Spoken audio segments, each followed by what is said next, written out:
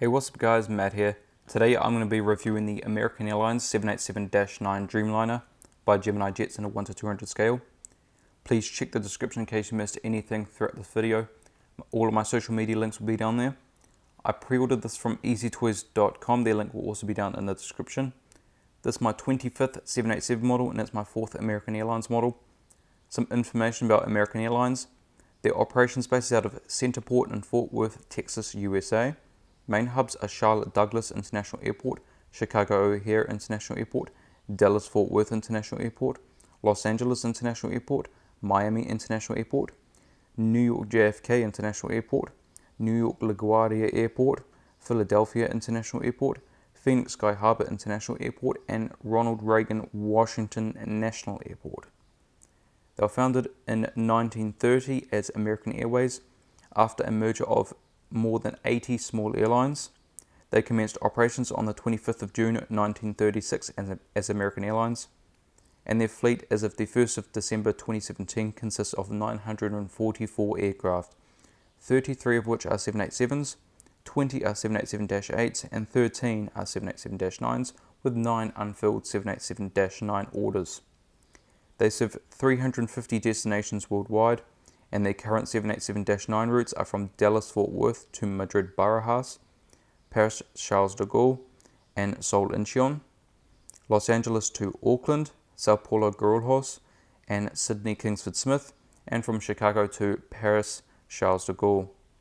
This aircraft's first flight was on the 7th of August 2016 and delivered to American on the 13th of September 2016. And it was the first 787-9 to enter American's fleet. The Boeing customer code for American is 23. Let's take a look in the box. So we've got Gemini 200, American Airlines. Picture the aircraft, Boeing 787-9, 1 to 200 scale.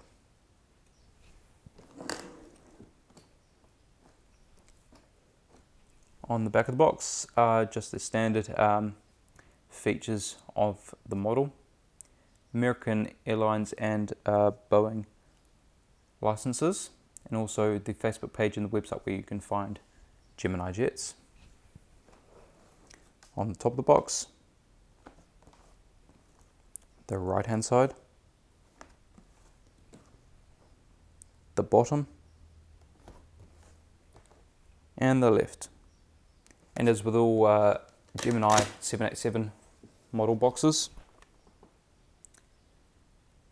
there is the flap on the inside here, where you can read some features and information about the 787 itself. So if you want to pause that and read it, you can go ahead.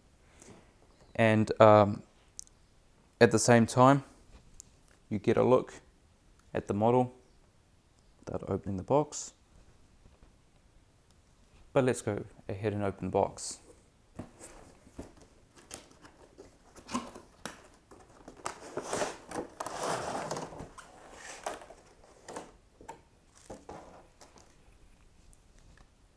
And there is the model. Alright guys, the model is now out of the box. And we will start at the cockpit windows on the port side. Alright, so we have the cockpit windows, window wipers, pitot tube static ports. No, sorry, that's not the part of the registration. The fleet number on the gear door is 8LA. I think that says 78-9. It's difficult to see. You may be able to see it a lot better than I can right now. American logo and titles. Get a better look of it soon. But the inboard landing lights.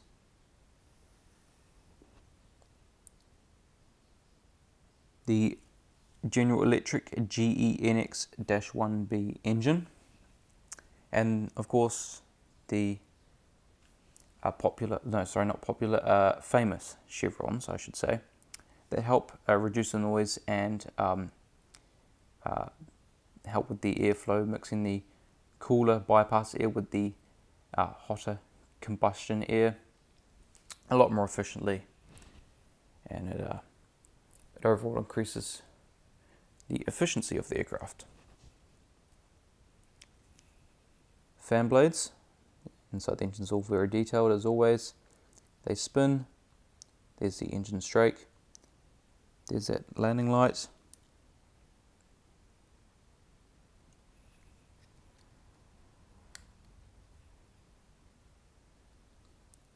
Do we have any? No, I don't think we have any taxi lights there, but that is okay.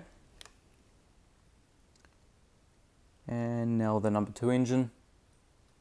Fan blades spin on this side, and again there are those landing lights.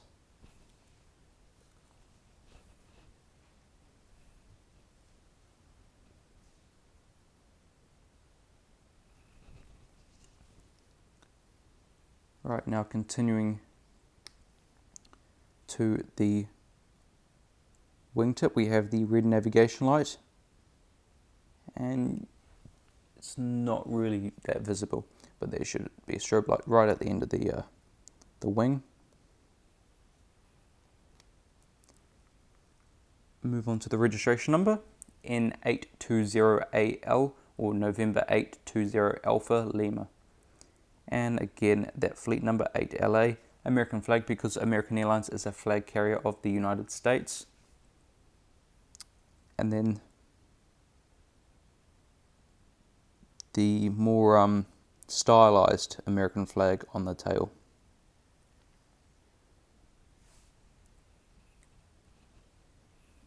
Now we'll move on to the APU exhaust.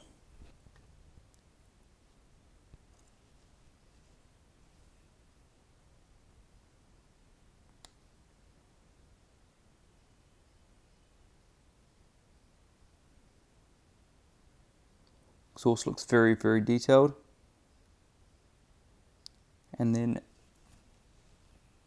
there are a strobe light on each side of the exhaust.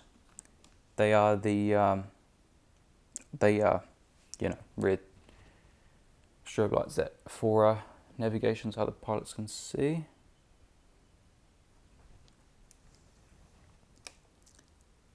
And now to the cockpit windows on the starboard side.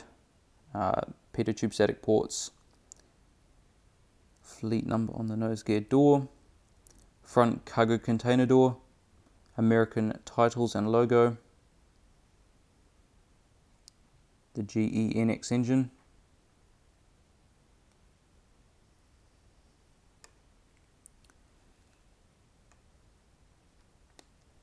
and on the wingtip we have the green navigation light.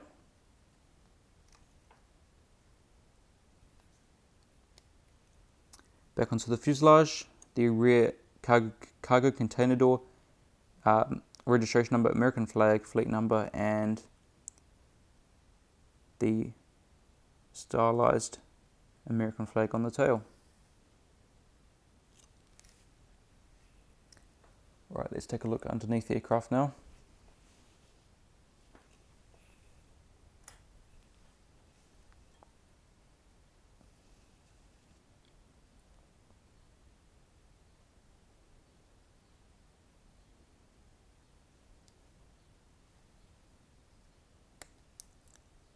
Apologies, just got to sometimes help this autofocus.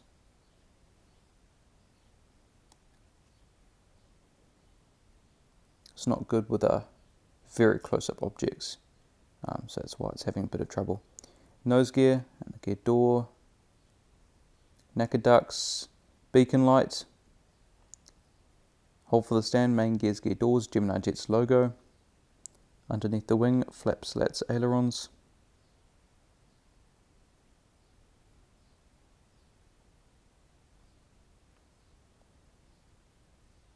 Very detailed underneath the engine, and then the same on this side.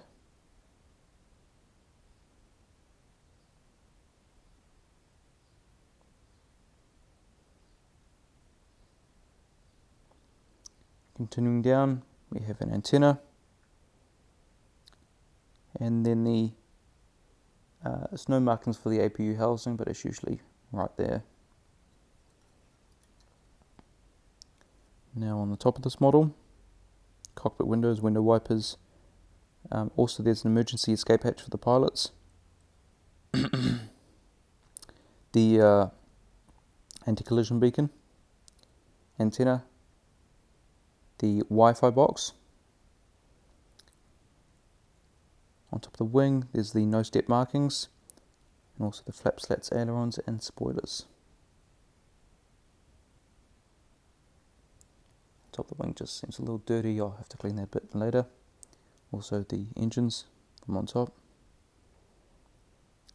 And again the same on this side.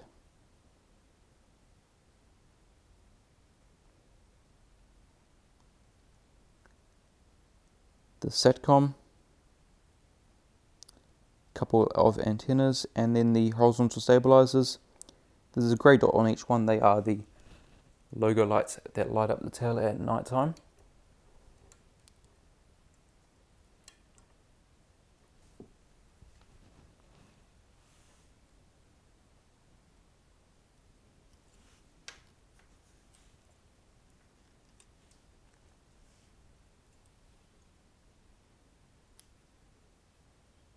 Alright, now we'll go through the seating of this aircraft.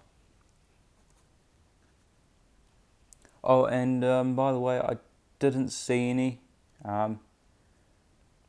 Usually I would only say if I saw it. I don't, even though their member is Oneworld, and I don't see any logos of Oneworld, and they're always on the left side of the aircraft. So yeah, they still are a member of Oneworld, just because they don't have the logos on there. And Oneworld is a group of 13 airlines, by the way. Okay, so now to the seating of this aircraft. We have business class, 30 flatbed seats, rows 1 to 8. That's from here to here. Premium economy, 21 seats, rows 9 to 11. That's from about here to here. Then we have main cabin extra, which I'm just guessing is the extra legroom. And that's from rows 12 to 14 and also row 24. So it's about here to here.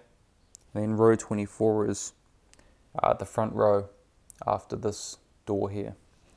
And then economy is the remaining seats, rows 198 seats, rows 15 to 23 and 25 to 39. So it's about anywhere from about here to here, and then just beyond row 24 to the back of the aircraft. That's a total of 285 seats.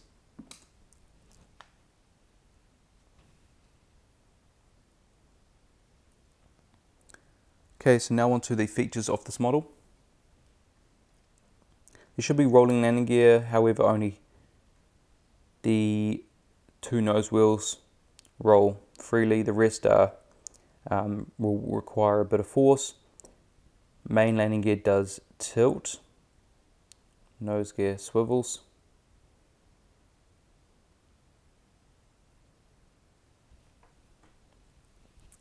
So it's pretty much just like the United gears. Well, when I say United gears, the one in the last video, which was the United 777.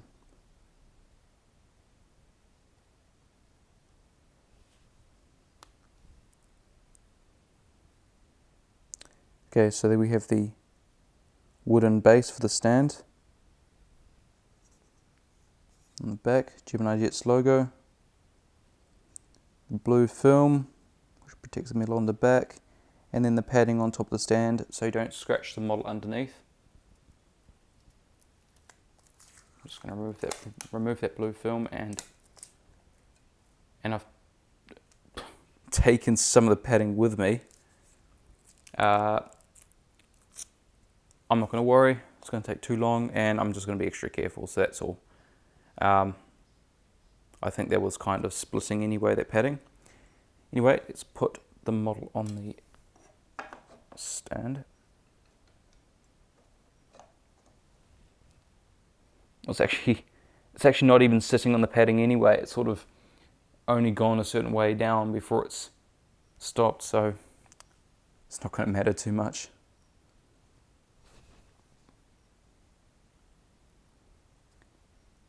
Alright, so these gears, as always, are magnetic, can easily be removed and put back on.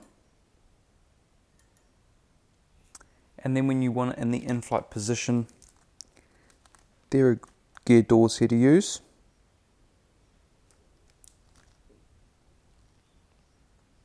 And something I didn't show in the United 777 video is tilting gears. The 777 gears really don't tilt how they should have, or how they used to tilt, and you could get them into the proper landing position, especially when it was on the stand. And these ones don't seem to tilt either beyond that parallel with the fuselage, so it's a little annoying, but it's just how things are, and I do wish they could change it. Plenty of people have requested that they revert back to the sort of style of the old gears, but keep the detail of these new gears. Anyway, that's going to be it for this review. I hope you have enjoyed. Please leave a like if you did. Comment, tell me what you think of this model. Tell me if you're going to get it. Subscribe for more. And of course, share this video as well so other people can know about this model and see if they want to get it as well. I would highly recommend it. It's a very good looking model.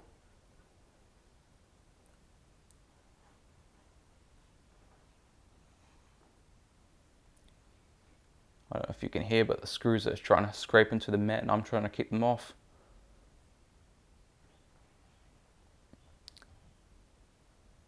By the screws I mean on the bottom of the stand. Anyway, those who have these models, you know what I mean. Thank you guys so much for watching, and I'll see you next time.